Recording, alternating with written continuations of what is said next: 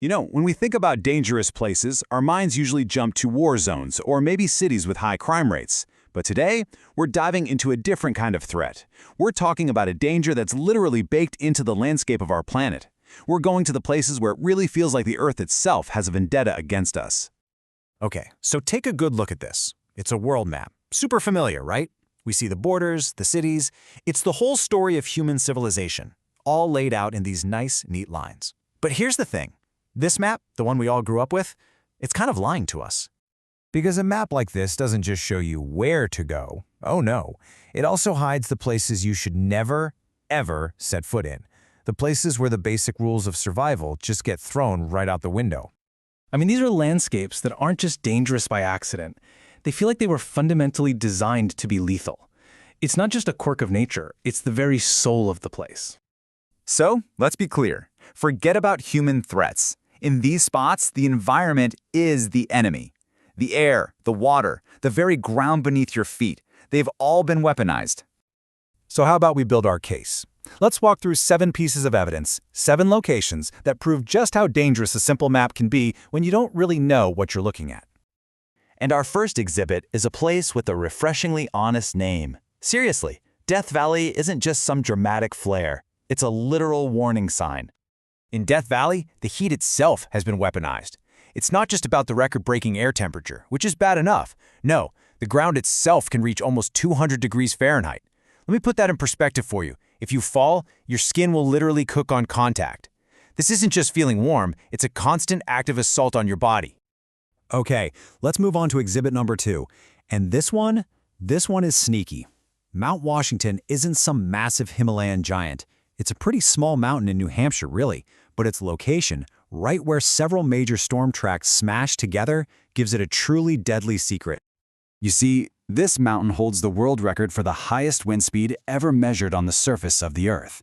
So you get these hurricane-force winds colliding with Arctic temperatures. The result? A wind chill so extreme that it can give you frostbite on any exposed skin in less than 30 seconds. All right, next up, we've got Mono Lake in California. And just looking at it, you'd think, wow, what a perfect spot for a picture. It's calm, it's beautiful, it looks totally peaceful. And that's exactly the lie it wants you to believe. So that serene-looking water, well, it's 3 times saltier than the ocean and has the same alkaline level as household bleach. But the real trap is the wind. When it kicks up, it blows this toxic alkaline dust from the dry lake bed right into the air, and you breathe those corrosive particles straight into your lungs.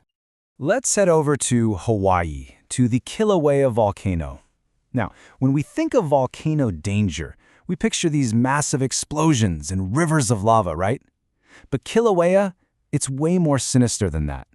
It's a place where you simply cannot trust the ground you're standing on.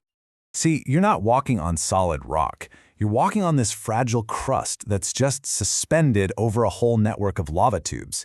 At any moment, with zero warning, that ground that looks totally solid can just collapse.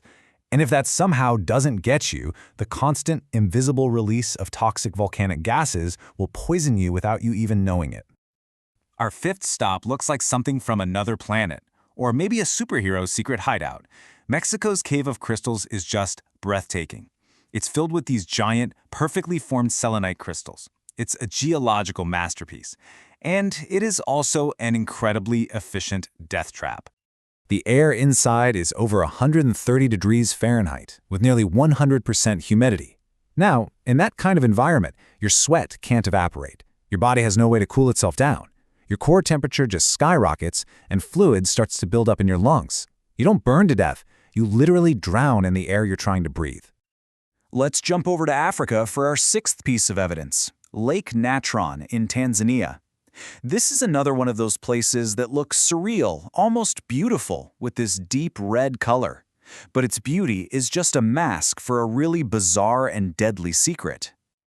This lake is so unbelievably alkaline that it basically calcifies any animal that dies in its waters. The chemical soup perfectly preserves their bodies, turning them into these stone-like statues. It doesn't just kill, it mummifies, leaving behind this creepy, silent gallery of its victims. And for our final exhibit, we're going to an island so dangerous the Brazilian government has made it illegal for anyone to land there. Its official name is Ilha da Queimada Grande, but everyone just calls it Snake Island. See, when rising sea levels cut this place off from the mainland, a population of vipers got trapped there, and they evolved in total isolation, with no predators on the ground. What does this number mean? 1. It means that on this island, there is an average of 1 venomous golden lancehead viper for every single square meter. With nothing to hunt them, they just took over. And their venom, it's so powerful it literally melts human flesh. The ground here isn't just dangerous, it's alive, and it's actively hunting you. So, after all that, from cooking heat to flesh-melting venom, what's the big takeaway? What does this all mean when you go back and look at that simple little world map?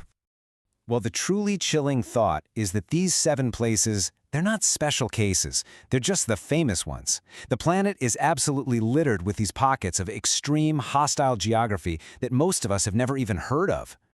I mean, think about it. The planet has a whole arsenal of ways to deal with you. It can freeze you solid in seconds, suffocate you with air that's too wet, poison you with dust, cook you from the ground up, turn you into a statue, or just have the ground disappear from under your feet. And that brings us to the really terrifying conclusion. A true map of our world, a real map, wouldn't just be about political borders. It would be a survival guide. It would be a collection of bright, flashing warning signs highlighting all the places where geography has decided to choose violence. So the next time you look at a map, don't just see the roads and the cities. Take a look at those big, empty spaces and just ask yourself, what dangers are hiding there in plain sight? What are the warnings that nobody bothered to write down?